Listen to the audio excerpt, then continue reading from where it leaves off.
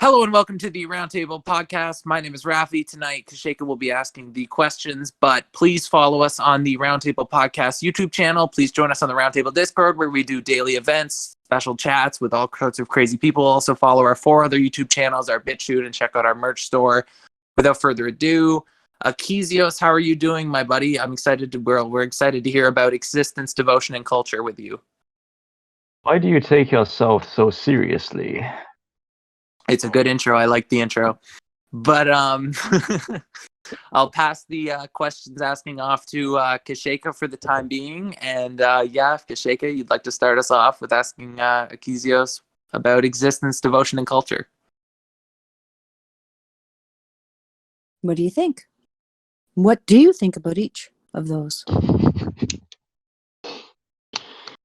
Well, okay, where to even begin? I mean, I'll just say what I think, I guess, and maybe I'll say it good, maybe I'll say it bad. I guess it doesn't really matter very much. Well, who are we, you know? Most people kind of take themselves to be the body, but this has to be rejected on 3 accounts. First of all, the body is seen and I'm the seer of the body. So the body is an object. It's something that the subject kind of predicates. It's known by me. It's observed. So there's a literal distance between me and my body. It's pervaded by a sense of touch. But I mean, you could take a drug that kind of numbs the body and then you wouldn't have a sense of touch. I mean, if you ever had a spray when you got your mouth worked on by a dentist, it kind of felt like a foreign object stuck to you. So as soon as the sense of touch stops pervading the body, our sense of identification with it ends almost instantly. So that's the first account anyway, that the body is observed. And the second account, the body is an insentient hunk of fat and bone and mucus. And I'm conscious, I'm having this discussion. I'm conscious that I'm sat here. But the body is not conscious of anything. It's just like an inert hunk of fat and mucus and bone. I mean, I'm aware of it, and if I talk to it, it doesn't respond. It's completely insentient. So this is a second account. The body is insentient, whereas I'm sentient. And on the third account, the body is constantly changing, like from babyhood to how old I am now, 27. Anyway, it seems like I'm the same person, the same observer. You know, sometimes the body is covered in spots, sometimes it's clean, and the body, like if I could see the skin it's shedding every second, I'd be totally mind blown, but I can't perceive it. So the observer of the body isn't changing with the body. I mean, it's observing. It's just stood there observing all these changes. So it's clearly I can't be the body because the body's seen and I'm the seer of it. The body's changing and I'm not changing with it, and the body is insentient, whereas I'm sentient. So instantly, this kind of dispels the myth of who we look at the mirror, which we take it to be ourself, isn't actually ourself at all. Whoever I am is the one looking behind the eyes. I mean, if you have a window and the window is covered in dirt and grime, it becomes difficult to see through. In the same way, if you get a cataract in your eye or something like that, you can't see through it anymore. So are you the eye, or are you the one who is looking through the eye? You see.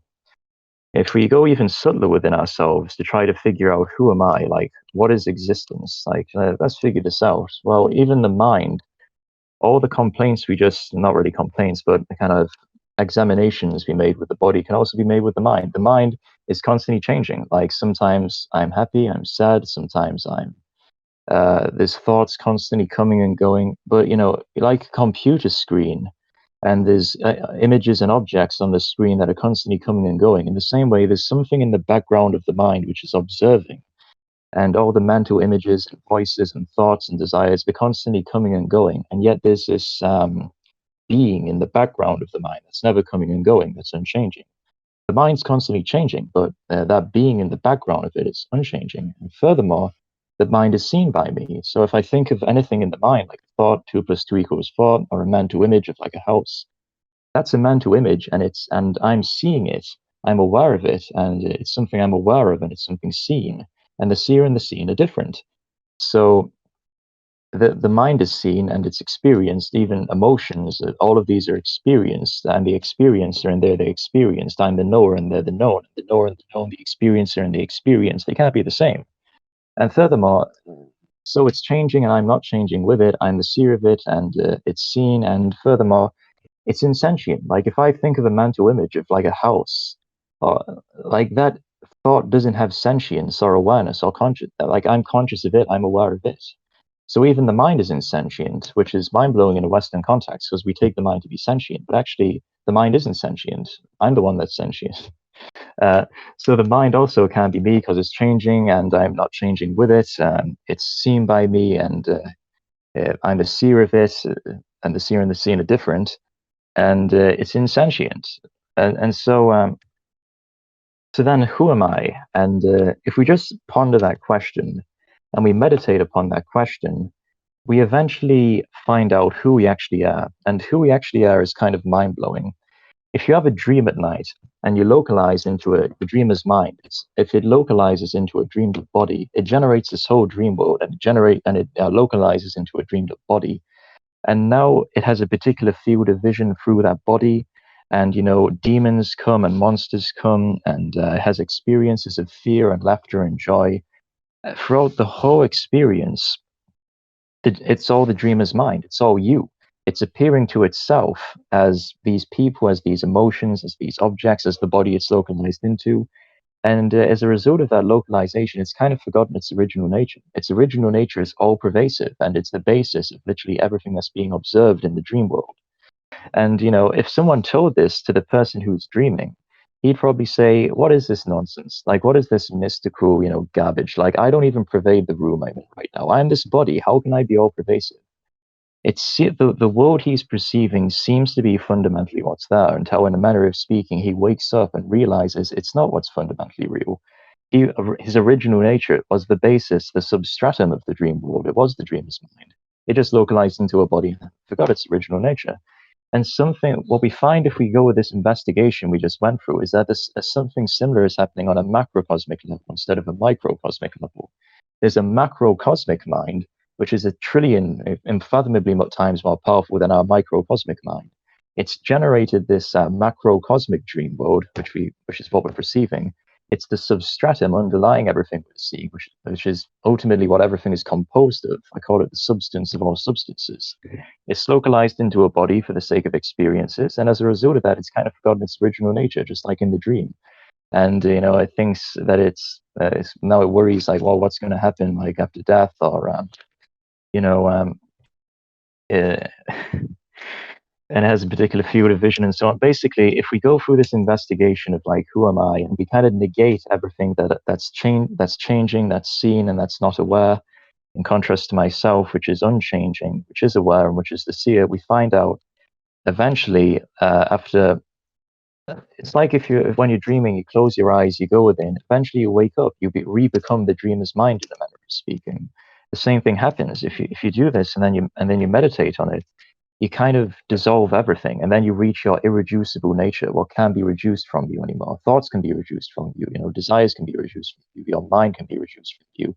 Your perception of the body can be reduced from you. If you keep negating everything and going back, like, who am I essentially? What can I not remove from myself without me ceasing to exist? Then you find out you are totally all pervasive, just like the dreamer's mind is all pervasive. It just seems not to be the case because the mind has this ability to veil it. That's why when you're dreaming, you don't realize you're all pervasive and you're the substratum of everything you're perceiving. Well, you are. It's just the mind's veiling it from you, and the same thing is happening here. We are all pervasive. We are the substratum of literally everything we're perceiving right now. The mind's just kind of veiling it from us. And so this is the realization that all the mystics throughout all cultures speak about. Plotinus, I'm particularly interested in the tradition of the shrew Syra, the golden chain. This is like the European kind of ancient European mystical tradition. But I mean, if you look at the Upanishads written by the rishis, or the Taoists in China and East Asia, and all of them describe the same thing: that you are the ultimate reality of this universe.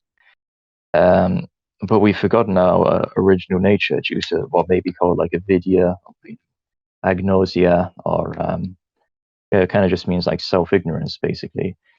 So this covers the topic of existence, I guess. Any questions? I've got many, but I've been enjoying how you've explained your belief on that, and it goes pretty in depth, and I'm completely interested in how you would explain the next. Oh, devotion? Yep. Oh, okay. Well, there's many to have that realization of who I am essentially.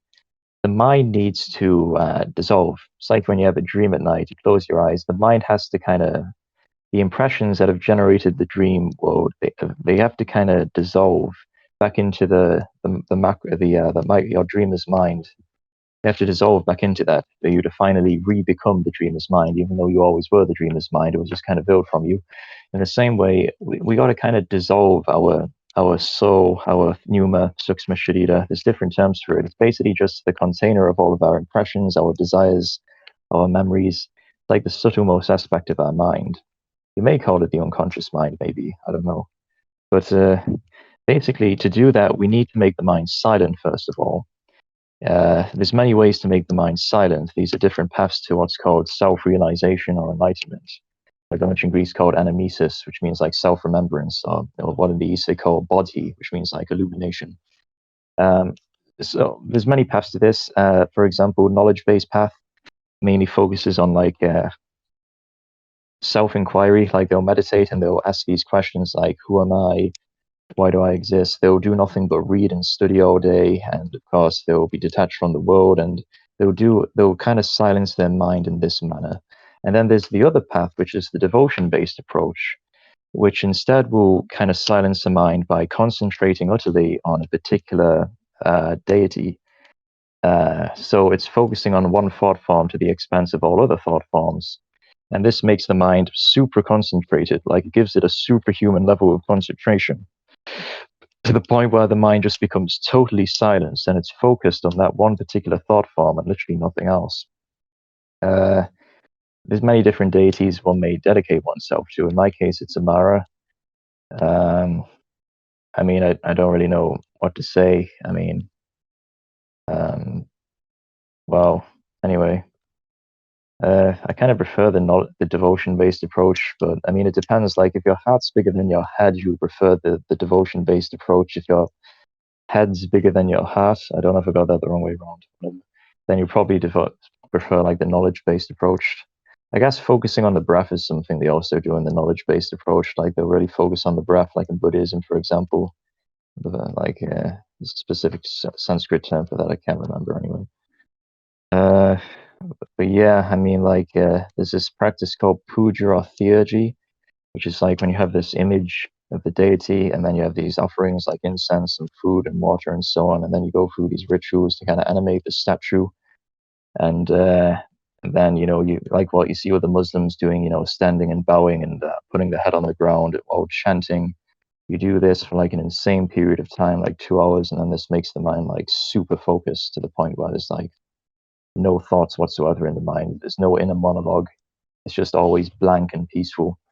And then in that state, in meditation, then it kind of like your impressions bubble up and dissolve. And then when it's all bubbled up and dissolved, then you're left with like this pure awareness, like this pure consciousness, which is called nous by Plotinus.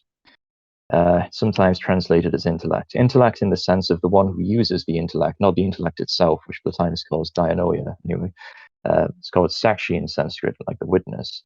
Um, but it's more like a witness plus kind of an immediate intuitional grasp of like what you're observing. Like there's just this immediate knowingness of like what's in front of you without thinking about it. That itself dissolves, and then you have what remains over, which is, there's many terms for it in different cultures. Like the ancient Greeks may call it the agathon, or they may call it panas, which means the one. In the East, they may call it Brahman, or the Tao, this macrocosmic mind that's the sole substratum and basis of this world.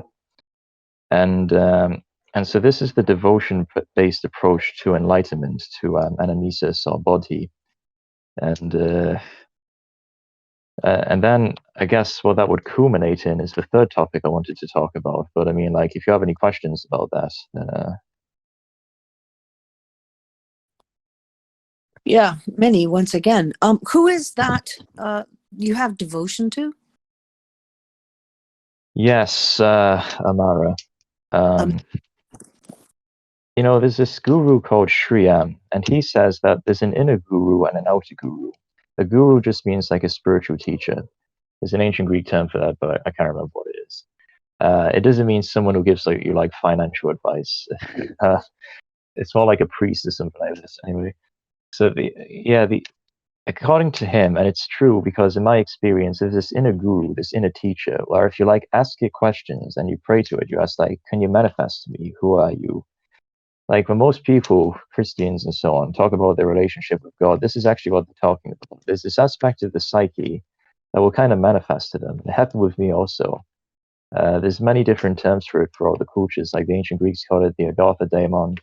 The Romans called it the inner genius. In the East, it may be called, in Hinduism, it's called like the Ishtadeva. It may be called like a higher self or something like that, or celestial or something along those lines. But there's this aspect of our psyche where if you pray to it and ask it to manifest to you, it becomes autonomous and it kind of manifests to you.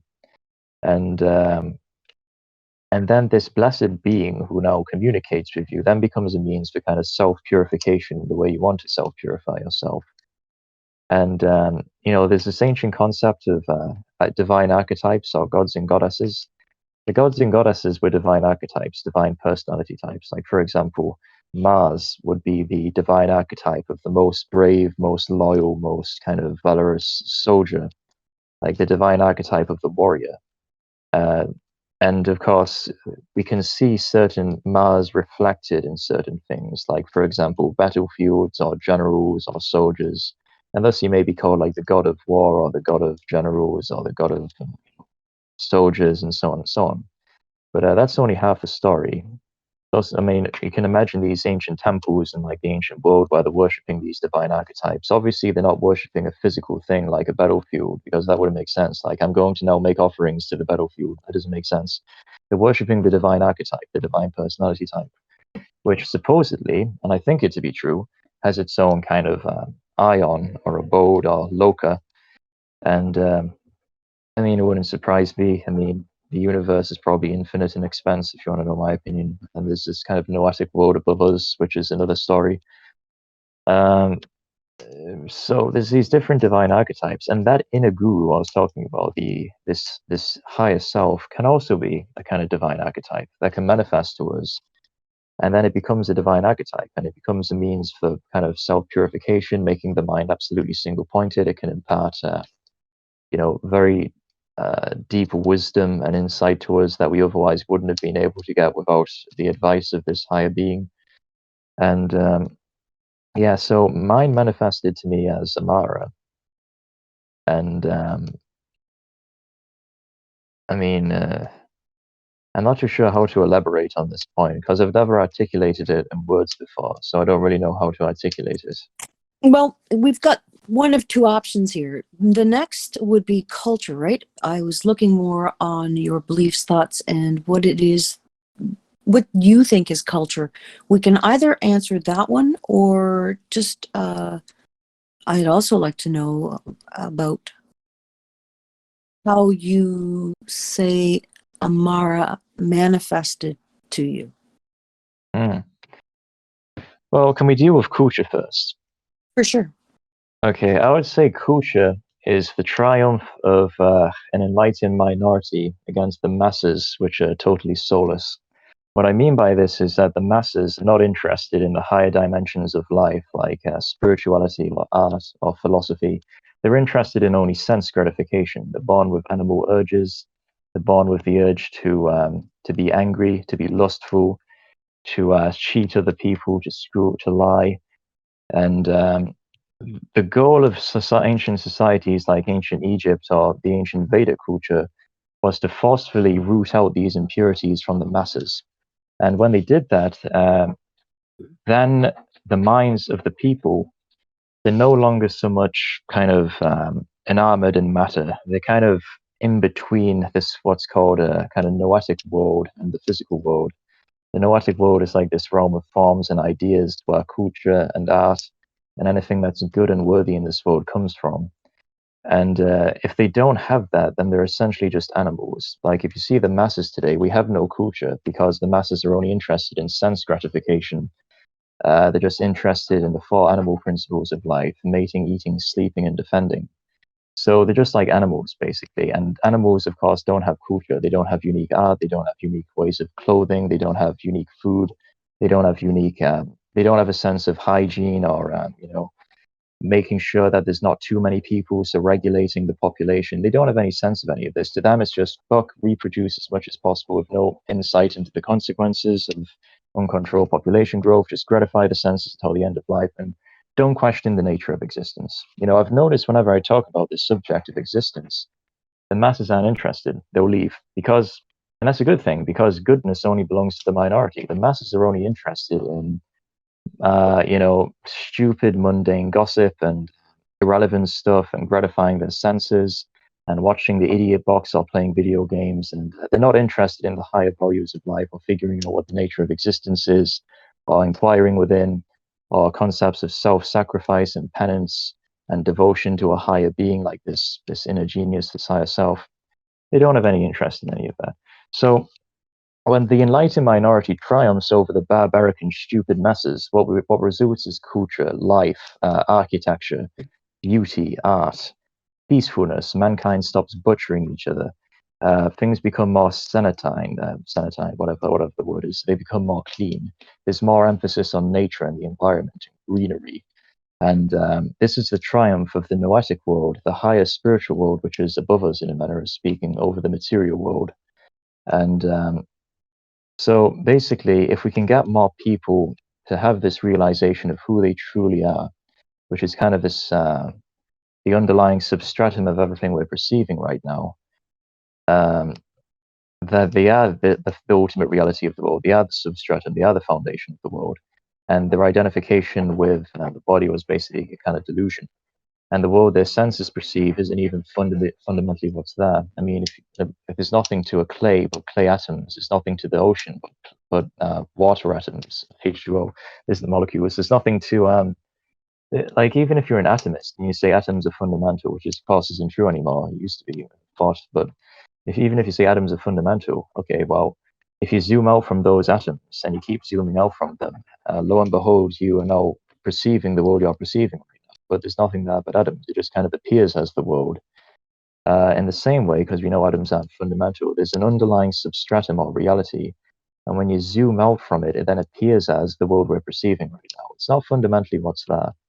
When we mistake what our senses perceive as fundamentally what's there, this is called Maya, which means illusion, or in ancient Greek, it's called doxa.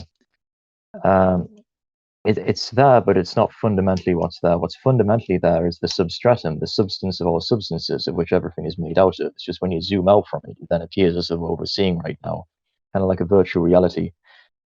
So this is the aspect of the mind. This is what the mind does. It takes that underlying reality, or at least, sorry, not the underlying reality. There's a second hypostasis. It takes information that we can say is kind of like a second substratum from that underlying reality, the second one above it, in a manner of speaking. It converts it into sight, sound, textures, tastes, what the senses are perceiving right now. Like, for example, if a tree falls in a forest, it doesn't make a sound, it makes vibrations. Those vibrations hit the eardrum, gets converted to an electrical impulse, that goes to the auditory cortex, and then it gets converted to a sound in the mind. So sounds only exist in the mind, they don't exist outside the mind. Same thing with touch, smell, taste, colors, and literally perception, everything you're seeing right now. The mind's like the software of a virtual reality headset that takes kind of information and then gives you the perceptible world, but it's not what's actually there. If you zoom in to what you're seeing right now to see what's actually there, you'll never find what you're actually seeing right now.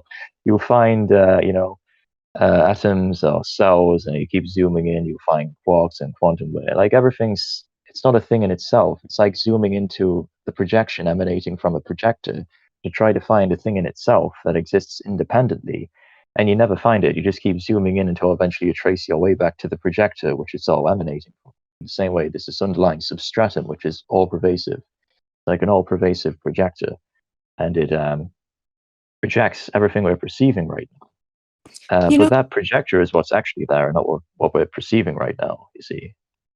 I want to ask you about that. I was thinking about this when you first started talking about it, right?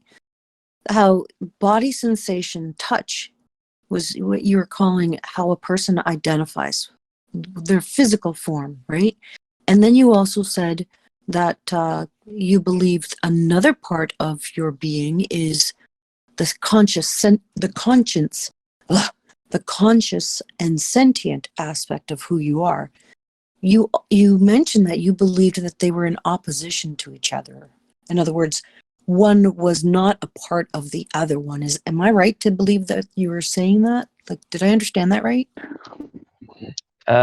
True and false, as with literally everything, as Plato, well, not as Plato, all the sages have discovered. True and false. I mean, what is there to a projection other than the projector? What is there to the rays of light emanating from the sun but the sun? What is there to the waves in the ocean but the ocean? What is there to the objects and people in a movie but the screen? In the same way, what is there to everything we're perceiving right now other than the underlying substratum, which is what it's all made of, what it's all appearing at, that underlying substratum, what it appears as? There's nothing to it but that. And so our true nature, the self, it is beyond the world, and yet it is the world. In the same way that when you have a dream at night, the dreamer's mind, which is of course the underlying substratum of the dreamer's world, the substance of the dreamer's world, is nothing to the dreamed up world, but the dreamer's mind, the microcosmic dreamer's mind, that is. It's the dreamer's world is composed of nothing but the dreamer's mind. So the dreamer's mind is beyond the dreamed up world, and yet at the same way, it is synonymous with the dreamed up world. You see. So, well, I was bringing it up just now because you were talking about how everything was connected, right? Like basically, you're one with. You go into each aspect, and it opens up into the macro world that you were talking about, right? You're giving yourself that bird's eye view, but now you're diving in, and it's all basically connected to each other, right? That's right. Yes. Okay. So I mean, it kind of refutes what I said before, saying I'm not the body, I'm not the mind. Yeah. Well, it's true, I'm not the body and I'm not the mind, yet at the same time, I am the body and I am the mind, and I'm also everything, and I'm also beyond everything. Yeah. So how do you make that justification for yourself? Like, it's like a contradiction. Now, I realize life is contradiction, but at the same time, do you ever think about that opposition, that in thought? Yeah, it is a contradiction, and it's precisely because it's a contradiction, it's true. And this is ultimately the sages' realization. We're talking about Socrates, Plato, Plotinus, Ibn Arabi, the rishis, all of them. I mean, if you read any of the writings like the Tao Te Ching, the Upanishads, the Bhagavad Gita, the Vedas, Plato's dialogues, everything is in the language of contradiction, because the sages have realized that in a way everything is true and in a way everything is false. And I mean, if someone denies that, well, I don't really care what they think. I mean, they're just not at a mature level of understanding yet. The thing is that the projector is nothing but the projection. So you have a projector, it projects images. And you could say, like, if you imagine this kind of 5 transparent glasses that the projection travels through, and then it kind of crystallizes on the outermost glass, that would be analogous to the underlying reality, the substratum. It projects from the subtlest, smallest level up these different levels, like atoms, cells. It projects outwards until it crystallizes at the outermost image, what we're perceiving right now. So, I mean, what is there to that to the projection other than the projector, which it comes from? Or like you could also say that everything we're perceiving like now are kind of like analogous to waves on an ocean. The waves are constantly coming and going and changing, but the ocean itself, its substratum, its kind of substance, it's not going anywhere. The waves can come and go and cease to exist, but the substratum doesn't come and go and cease to exist with them. It always just remains the same. In the same way, like the world is constantly changing, but its substratum isn't changing with it. Anyway, there's nothing to the waves but the ocean. There's nothing to what we're perceiving right now but its underlying reality out of which it's composed, which is our true irreducible nature. And yet, at the same time, it's also beyond it. The projector is beyond the projection. So both statements are true. The projection is the projector, and yet the projector is not the projection. The world that we're perceiving right now is the all-pervasive substratum, the real self, and yet at the same time, the real self, the underlying substratum is beyond the world. The two statements are contradictory, and it's precisely because they're contradictory that they're actually true. That's the nature of reality. So, but people are convinced, no, there has to be an objective truth. Like, I have this ideology and it must be 100% wrong, right, and the other one must be wrong. And this is an immature understanding. Sooner or later, like, even if you say, listen, there is a sun in the sky, that is an objective truth. How can you say that an opposite statement can be true? What do you mean by the sun? Well, you're calling the sun, the word is an abstract concept. If you say, no, but what the abstract concept, the word sun, is referring to, that object, but then it could be pointed out that it's never the same sun. It constantly changes. The sun that rises in the morning is different from the sun it was before because its fuel has been used up. It's changed its shape. So now it's a new sun in a way. You see, it's changed. So you could say it's no longer the same sun anymore. As Heraclitus said, you can't step in the same river twice because the river is constantly changing. Everything is constantly changing. We just label things with abstract concepts, which makes us think that they're unchanging, whereas in fact they're not. I mean, even objects we think are unchanging, like this pen I've got in front of me, if I could zoom into the atomic level, I'd see that, holy crap, it's constantly changing. Everything is constantly changing. And even our abstract concepts change when we stop labeling things. But we're convinced that abstract concepts are fundamentally what's there, and what our senses are perceiving are fundamentally what's there. And, the sages throughout all the ages mock this. They kind of call it Maya, or illusion, or delusion, or self-ignorance. And it's just a comedy show, basically. What do you think of the evolution of the soul? What do you think about that concept or that thought? What are your thoughts on? Yeah, it's definitely going through an evolution. The thing is with the soul, the Abrahamic religions kind of degenerated the original concept of the pneuma, or the suksma sharira, the subtle body, also called the Karana Sharira in Vedic religion. The Karana Sharira, it's not that the body has a soul, it's that the soul has a body. It's the other way around. It's not like the car has a driver, the driver has a car, and when the car breaks down, the driver gets out. But this is, again, a bad metaphor, as Plotinus points out, because the soul is all-pervasive. It's just the mind that has this ability to veil our true nature from us, which, well, of course, our true nature is even beyond the soul. But the soul is also all-pervasive. It's what Plotinus refers to as the third hypostasis. It's like if you have a dream at night, the dreamer's mind is everywhere. It's a substratum of the world, and above that substratum, there's another subtle level which is also all-pervasive. And we may refer to that as all the data and impressions, and they also exist in a kind of state of singularity. And then even more gross than that are the more subtle layers, like maybe quantum waves, quarks, atoms, cells, becoming grosser and grosser as you zoom out from the underlying substratum. The soul, the data, our impressions, our desires, they exist in a kind of state of a singularity, as weird as that sounds, and they're everywhere. It's just they're connected, they're hooked up to this particular atomic configuration called the body-mind complex. And look, our impressions, our desires, they're not contained in neurons, because the neurons, just as there's nothing to water but H2O atoms, or there's nothing to clay pots but clay atoms, there's nothing to those neurons you're perceiving other than atomic configurations, and that's it. I mean, that's literally it. And so when you cut a brain in two, all you're doing is cutting those atomic configurations into. And if you zoomed in to see what was actually there, that's what you'd see. But when you zoom out from them, it then just looks like the perceptible world, and you're cutting the brain into.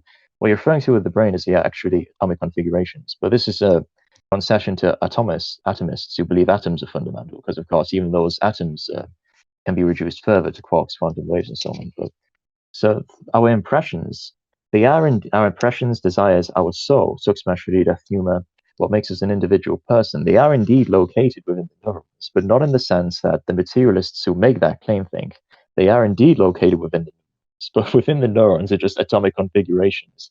And atoms are just atoms. They don't have desires or fears or whatever have you, nor do they somehow generate them, and they all come together somehow. I mean, this is just insanity. The impressions are so, it's even subtler than, if you zoom in, and I believe our instruments will be precise enough to see this. If you zoom in beyond the atoms, but beyond the quarks, beyond the quantum waves, you would eventually reach what Plotinus calls the third hypostasis, which is the soul, what we may call the subtle aspect of the mind. And this is where all our impressions and desires and fears are stored, and they exist in a kind of state of singularity, and it's absolutely all pervasive. And of course, there's another underlying reality to that, which is even subtler, which is, of course, Brahman, or the ineffable one. So the fact is that we're already dead right now.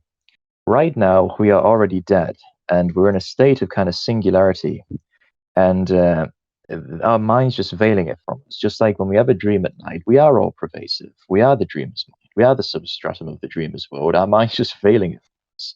And the exact same thing is happening here. We are all pervasive. We are the substratum of everything we're perceiving right now.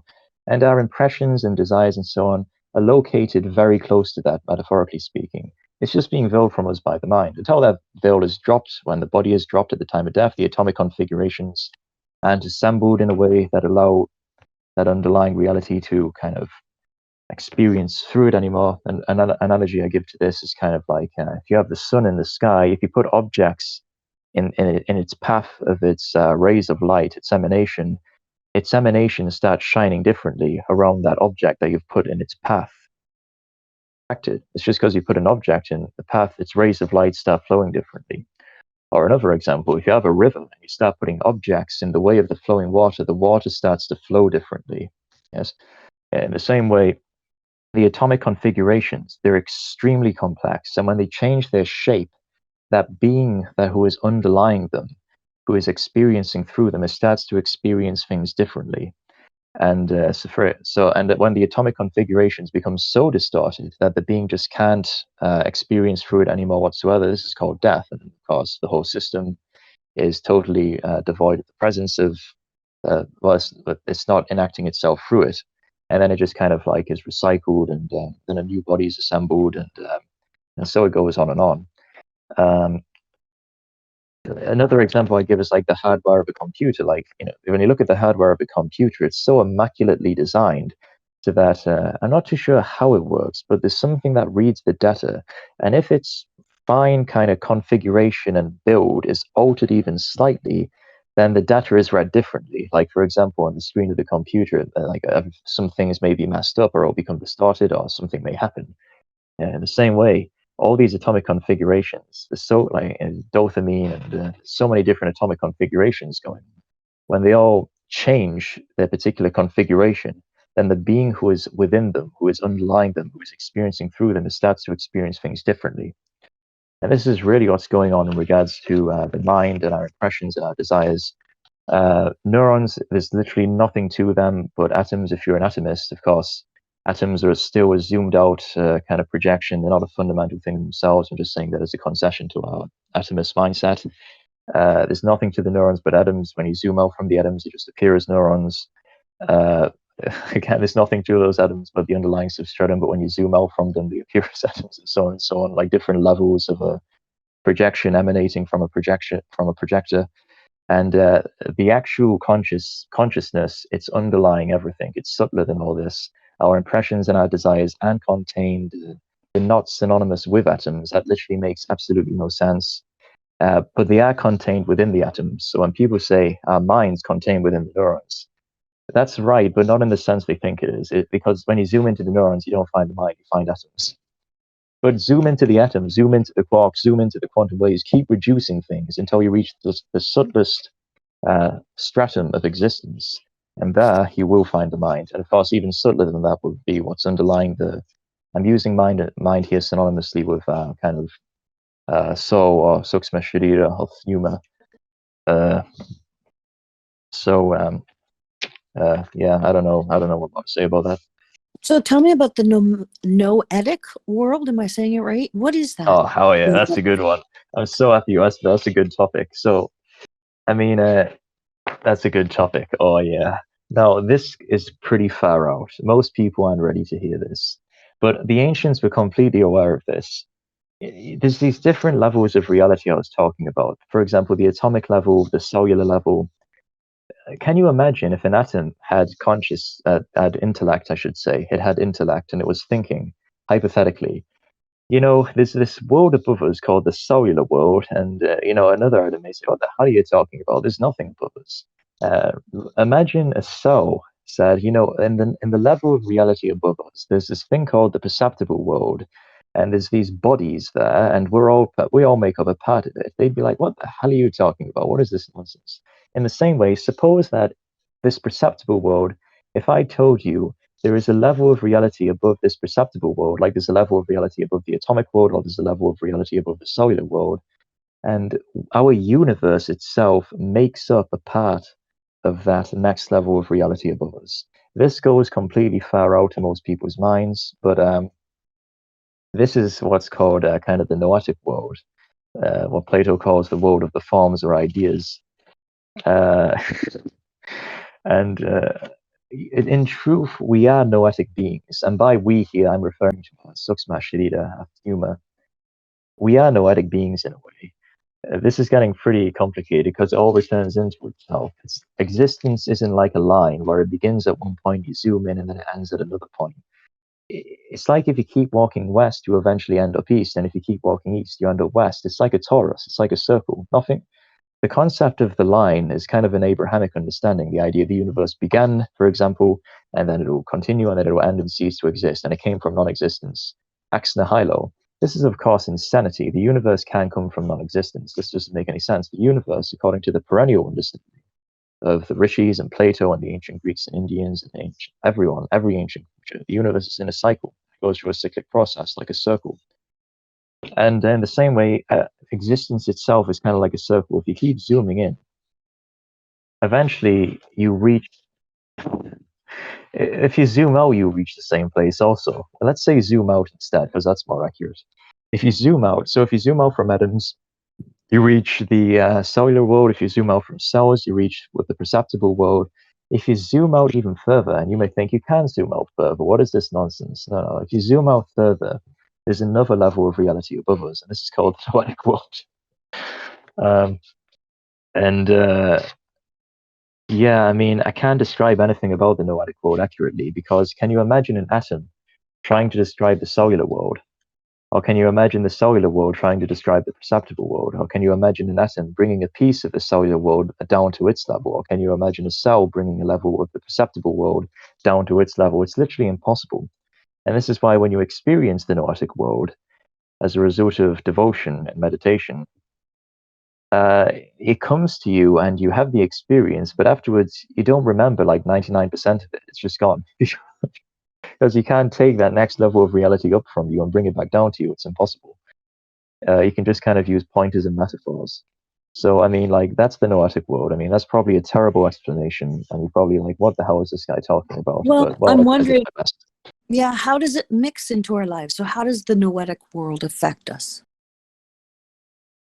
Well, just as all the atoms, nothing, they make up the cellular world, and the cellular world makes up the perceptible world. Actually, this isn't a good metaphor because, it's like if you have a projection coming from a projector, and then you say, okay, this level of the projection makes up the next level of the projection, and that level of projection. No, really, I mean, it's all just the projector, and you get the idea. The point is that the Can I idea. interrupt for 1 second? Yeah. Do you have a question? So I joined in, but I was wondering if you actually defined what noetic means. Yes, in your own noetic. terms. Noetic would be very subtle. So let's say we have these layers of what we consider ourselves to be, like body, then the mind, where experiences take place, like emotions or feelings, and then the level above that would be intellect, even subtler. I mean, intellect, like thinking, reasoning. Even subtler than that would be what's called sakshi in Sanskrit, or nous. It's like this immediate apprehension of like what's in front of you. It's like pure observation plus like this is that without even thinking about it. Like intuition. Yeah, like pure immediate intuitional grasp, kind of. I mean, that would kind of be nous. I'm not talking about intellect, which is like thinking and reasoning, dianoia. Something subtler than that. And everything in that world is kind of made up of that kind of subtle stratum. it's kind of made up of mind stuff.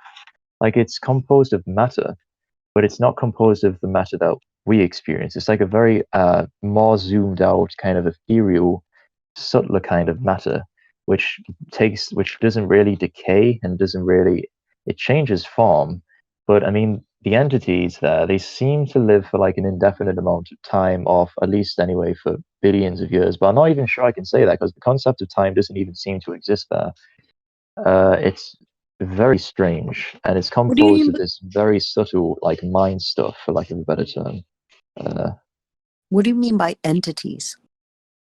Yeah, kind of like beings. But I'm not too sure how to describe.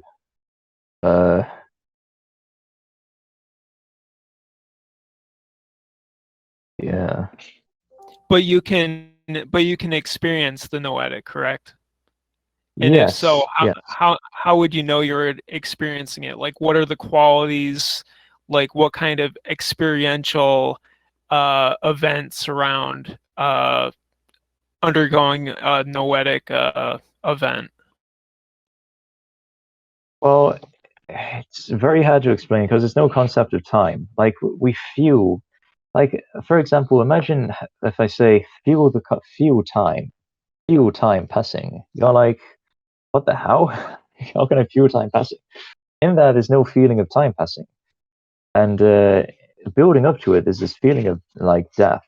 So this tremendous fear, but also this feeling of love. Like in that, everything's one, and yet at the same time, there's difference. So in this I call this the realm of duality. Everything's very separate from each other. That place seems much closer to non-duality. Everything exists in a kind of state of singularity. Like everything's kind of oneness. And that feeling of oneness is the feeling of love. Like if you dissolve yourself, the feeling is love. Um, if you dissolve yourself, the consequence of that will be love and Sanskrit ananda. I mean, it's just inevitable.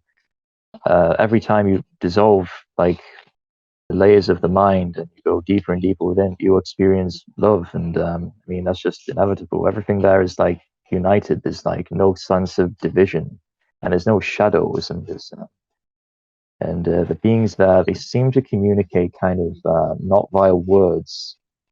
It's very, very strange. Very strange. Very weird. Right. So But I it's know, like a transcendental religious experience. yeah, yeah, This is all poetic world that you're talking about? yes. Okay. But I know that for a fact I couldn't have hallucinated it, and I'll tell you why.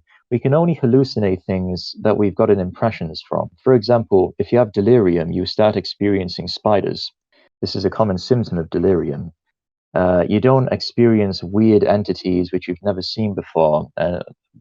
Anything you dream of in your night's dreams, if you think about them deeply, you'll notice all of them are built up from impressions from data you've collected via your senses, and they'll kind of be like remodeled up and packaged in a way that's unique to you. For example, a couple of nights ago, I had this fun dream of like this possessed doll, this weird doll that was also my cat, and it had these black eyes, and it was kind of like a doll that was like, yeah, really weird. But then I realized, hang on, I remember when I was 9 years old seeing this documentary about this weird thing called Robert the Doll. I think it's superstitious nonsense. But there was this doll who was supposedly possessed by this demon, like Robert the Doll. I don't know if you've heard of it. And then I realized, yes, that's where that comes from. The same way, all of our dreams are kind of built up from impressions we've had in the past. When you experience the noetic world, there's nothing that you've ever gathered any kind of impressions from in the past. It's just a completely new alien, weird outer world, completely different experience. It's not built up by impressions you've gathered. And that's not how hallucination works. That's not how dreaming works. And on top of that, it's an entirely new universe. It's ridiculously complex, more complex than what the objects we're perceiving right now. And I really doubt that was a hallucination. I think it's more likely that just as the atomic level is a level of reality up from, say, the quantum level, or the cellular level is a level of reality up from the atomic level, and the world we're perceiving is a level of reality up from the cellular level, I think also there is a level of reality up from what we're perceiving right now, which is an even more zoomed out view of the underlying substratum.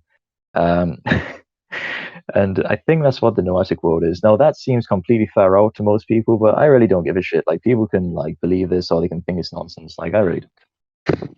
The ancient world though, they were very much in tune with like the Noetic World. Like all the you can see Plotinus talking about it, you can see Plato talking about it.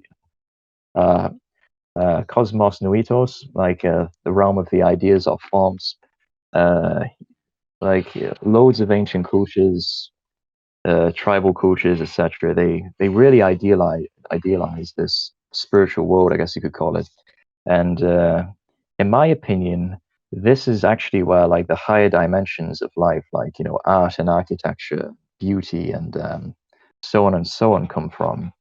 And as we purify ourselves, we become less like animals immersed in matter as we know it, and we kind of come closer and closer to this kind of higher reality. And we kind of bring the enlightened sages bring, like Plotinus and the rishis, they bring these ideas, these forms down from this higher source, and they try to manifest them in the physical world. And it comes in the form of like beautiful art and beautiful architecture and poetry and life and peace and being against war and all the good things to do with this world, I would say, kind of in human society anyway, they kind of manifest themselves from like this world of ideas or forms. Anyway, that must seem pretty far out. Yeah. Yeah. Coming back to the, go ahead. I don't. It seems like pretty standard Platonism, actually. So I'm sure you've read Plato. So Yes, as you Plato is mentioned, very aware of the realm of the forms. Yeah, and him, as he points out, the forms that exist there. And by forms, to be clear what this means, if you have architecture in one land that's very beautiful and divine, and then you go to like a city in the UK, and it's just like materialism, atomism, Maya through and through. It's just like a blank, depressing concrete slab in a city of like 100,000 people with like no architectural art. We could say that the form in that land is superior to the form in the UK. We could say that the form in that land is a form of a capital F. Everything's a form, even our emotions and desires, kind of like subtle forms. But I mean, yeah, according to Plato, there's forms that are like superior to all the forms that we are familiar with, be them like emotional or be them kind of physical manifestations and appearances. And these are what he calls forms. And I guess they exist in like this higher world. And according to him, like they don't decay and they just kind of exist and they're like the source of, I mean, so this is like Plato's concept. But of course, according to Plato, there's something even beyond the forms, which is the agathon, good. His analogy of the cave, the prisoners who see nothing but the shadows on the cave walls their whole lives. There's a source of light that is behind them, but they can't turn their heads due to their collars. And then, of course, the world above the cave would be analogous, I guess, to the Noetic world, Cosmos Nuitos. But of course, then you have the sun, which is the source of literally everything. It's the substratum of everything, be it gross matter that we're familiar with, or be it subtle matter, like what are subtle aspects of our mind, how a noose is made of, or maybe this Noetic world is made of. But underlying all of them, what all of them look like when you zoom out, the universal underlying projector that's projecting everything we're looking at right now as its outermost image, although there may be an even more outermost image, this Noetic world. That agathon in the East is called Brahman or the Tao. That is the ultimate reality. And there are passages such as Parmenides where Plato alludes to that being our true nature. I mean, mystics like Pythagoras and Plotinus were far more open about it.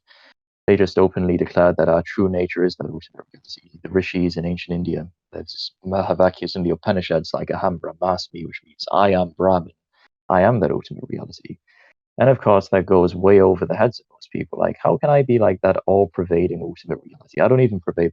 But again, it's like in a dream when you localize when the dreamer's mind, which is all-pervasive, localizes into a body.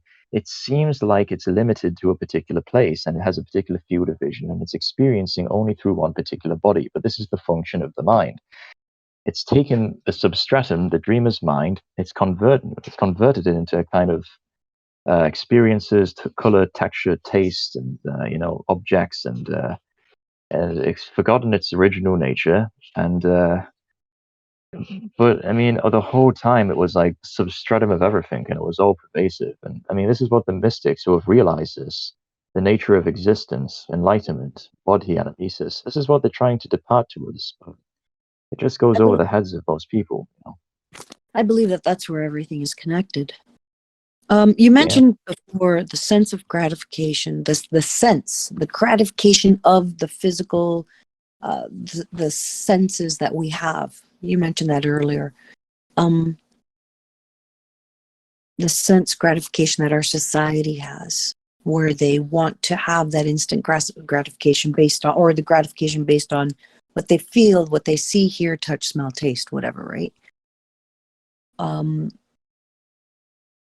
What do you think contributes to that? What do you think causes a big chunk of the population to only be focused on that and not what it is that you're currently talking about? These topics, these are big, huge topics. What do you think causes that disconnect in society? We're in a cosmic kindergarten. Oh, yeah?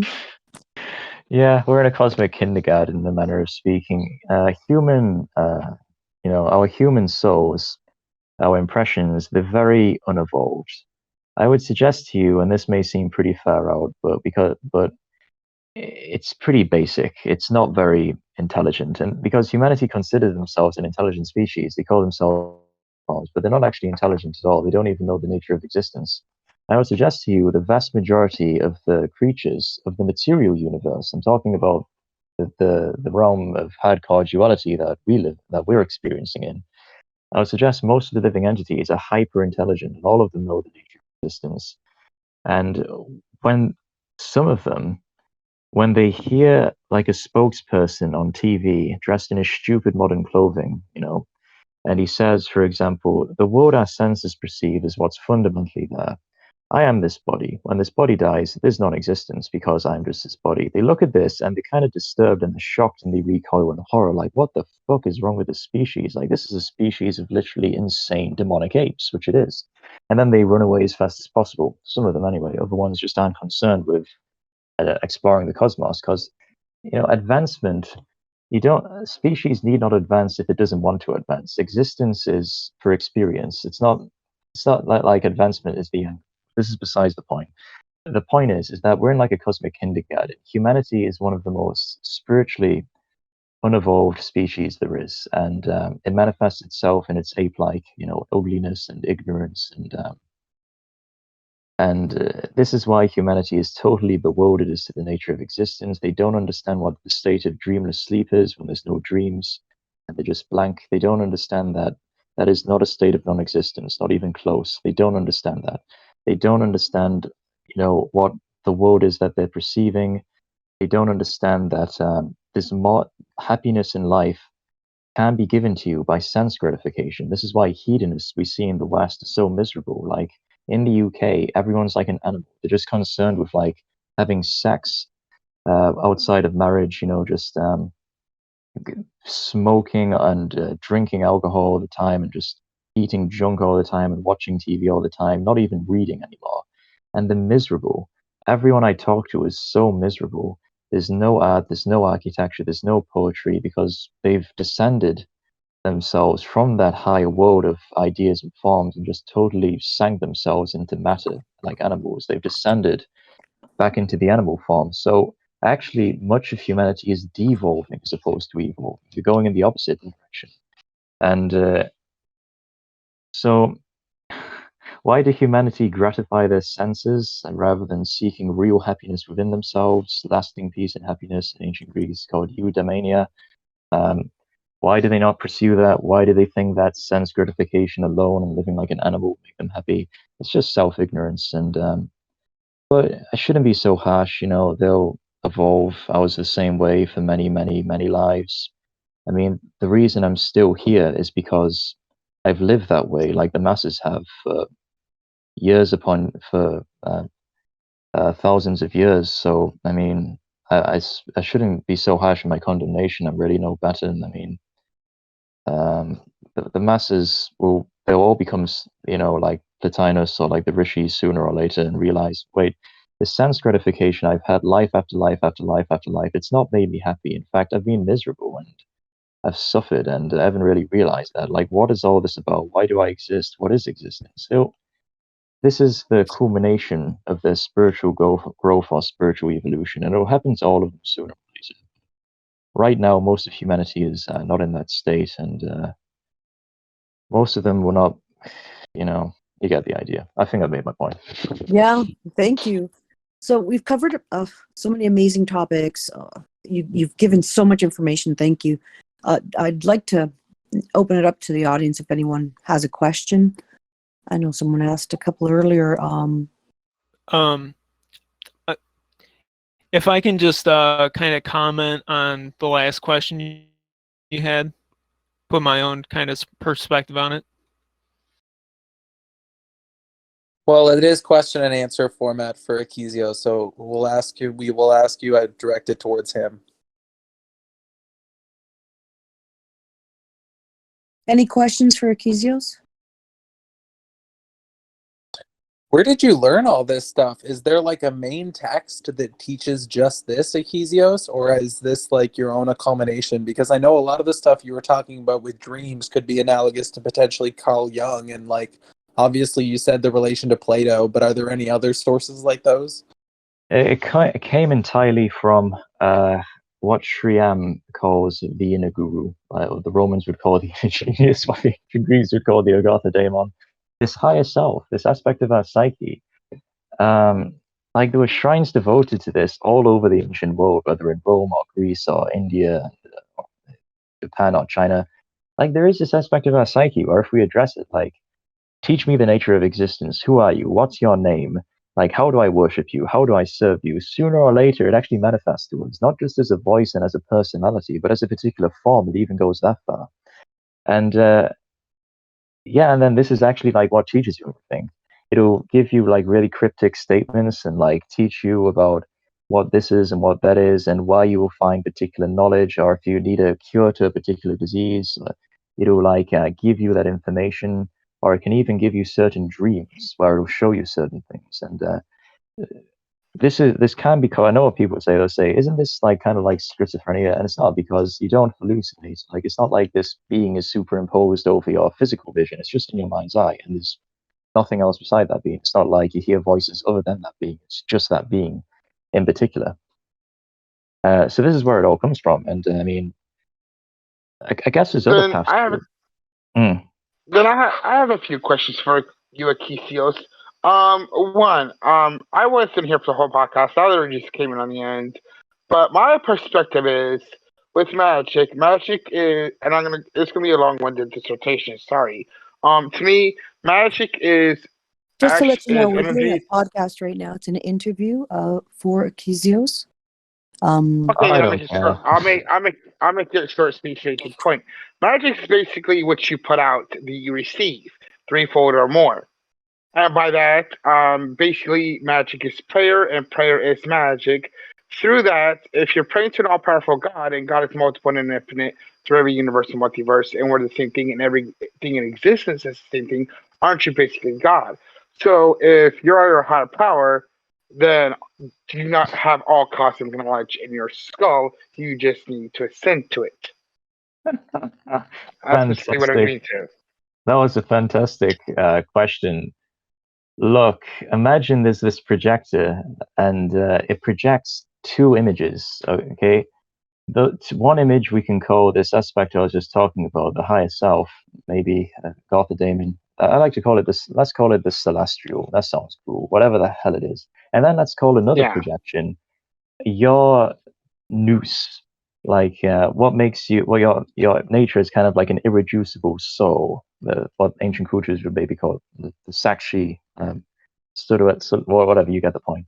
And now imagine that projection bows down to the other projection, does like puja or theology, and starts worshiping it, and it's like, okay, so you are the projector, being that projection, worshiping that other projection. So in other words, you are that irreducible underlying self, appearing as that self as the other self, worshipping yourself, invoking yourself as the ultimate self, which is the projector. Do you see the situation here? It gets kind of complicated. Yeah.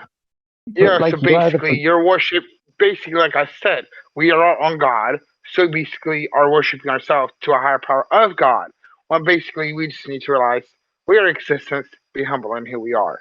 Yes, but at the same time, no. Again, every proposition is true, and if people don't realize that, again, I would suggest it's an immature understanding. There's nothing to the projections but the projector, and yet the projector is beyond the projections. So you are worshiping God, and Oh, yet at the same time, you are worshiping yourself, and at the same time, you're not worshiping yourself because you are beyond that particular projection, albeit a powerful one. So have you? so have you ever seen Housing a Bridge, where basically Housing takes that being into his body, and he's basically nowhere and everywhere at the same time. He's everything yet nothing.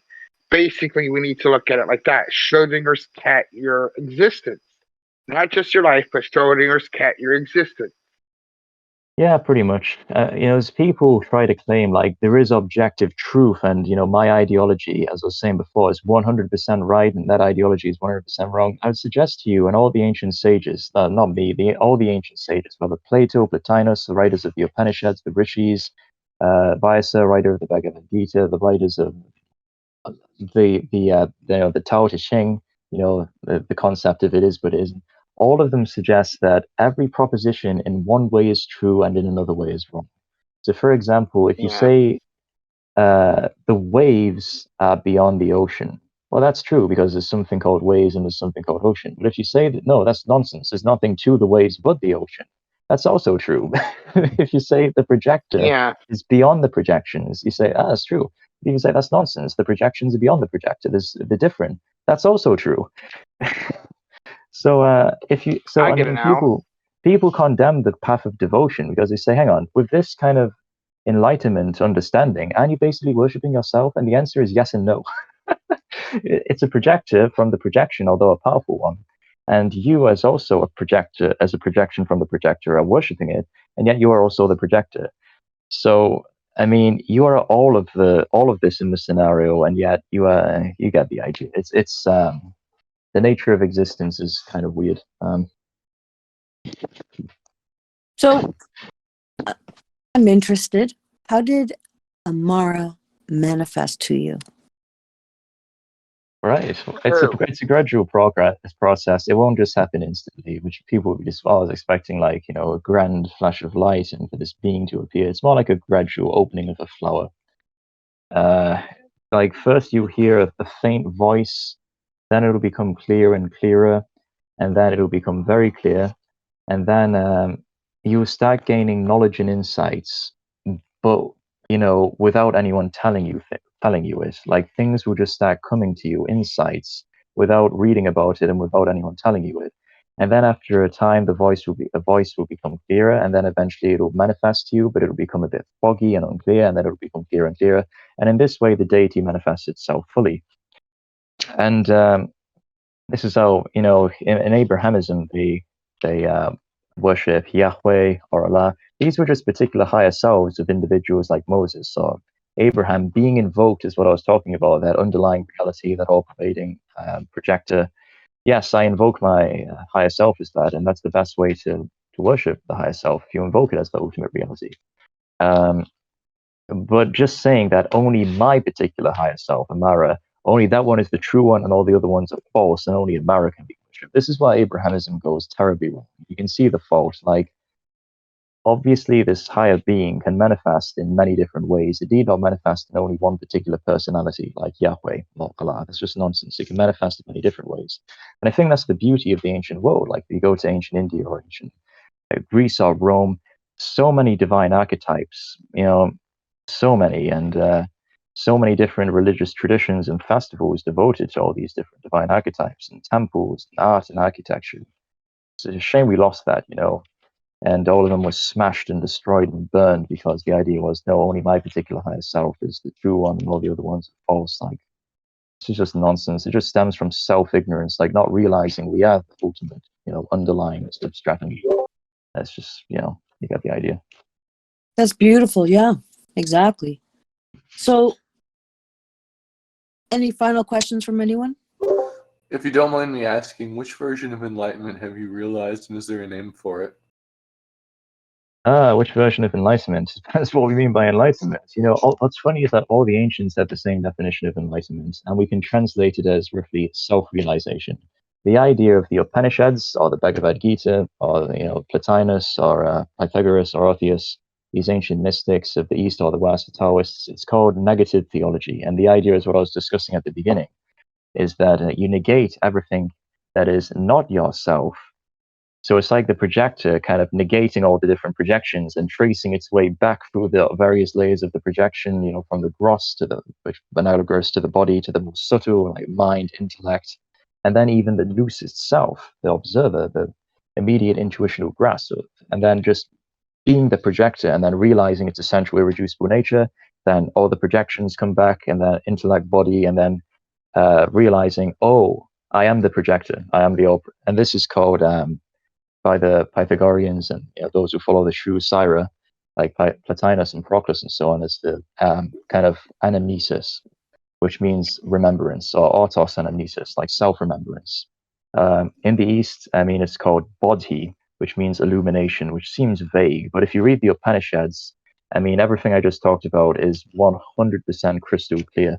The process of neti, not this, not that, negation, going within, finding out our irreducible nature. Aham Brahmasmi, I am Brahman. I am the irreducible, essential nature of everything we're perceiving right now. I am the ultimate reality.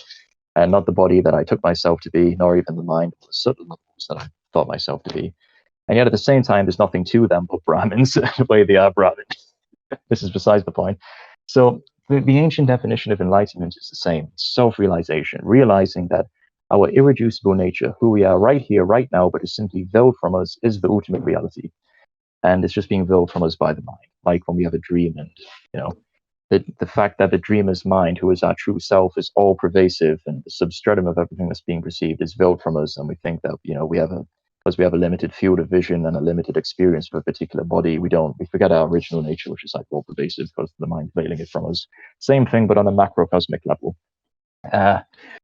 And so, yeah, that's enlightenment. And of course, there's weird concepts of enlightenment today, like having some sort of mystical experience, like what I was talking about with the Noetic World. The Noetic World is beautiful, but that's still not enlightenment, and that's still not the ultimate reality. That's just a very subtle kind of matter that's even more zoomed out than the world we're perceiving, in my opinion, anyway. Yeah. I don't know what more to say. When you say noetic, are you referring to the higher and lower and sideways dimensions that are beyond this physical realm? Well, yeah, I guess. That concept, like, people may be able to grasp the idea, like, Aham Brahmasmi, like, I am Brahman, by the way. But then when I start talking about the Noetic world, this is something that even, like, kind of these new age spiritual, like, I call them pseudo gurus, like, Rupert Spira, this is something not even they will talk about. Because if they talked about it, like, no one would listen to them. They all think they're totally insane. But I literally couldn't give a crap what anyone think. I do think there is a level of reality up above us, like there is above atom, like the cellular world is the next level of reality up from the atomic world, and the perceivable world is the next level of reality up from the cellular world. I do think that there is a next level of reality up from us, and this is the Noetic world, and we can access it. If it goes over people's heads, like, I don't care, whatever. Akesios, I'll ask you one last time. Do you have a 30-second final remark before we close this podcast? I personally thought it was a fantastic podcast myself. Agreed. Aloneness can be broken down to the words all oneness. All oneness, aloneness. We need to go from aloneness with a small a to aloneness with a capital A. And that's all. Thank you so much. Please subscribe on the Roundtable Podcast YouTube channel. Please join the Discord, the Roundtable, where we do these daily events. We have voice chats with all sorts of amazing people. Please follow our 4 other YouTube pages, follow our BitChute, and check out our merch store. Akesios, thank you so much for doing this podcast. Kasheka, thank you for stepping up and doing the interview. I really appreciate that too. No problem. Yeah. Make the interview. Thank you very much for sharing your knowledge. Yeah. We can hop up to the roundtable voice chat now, if you people would like.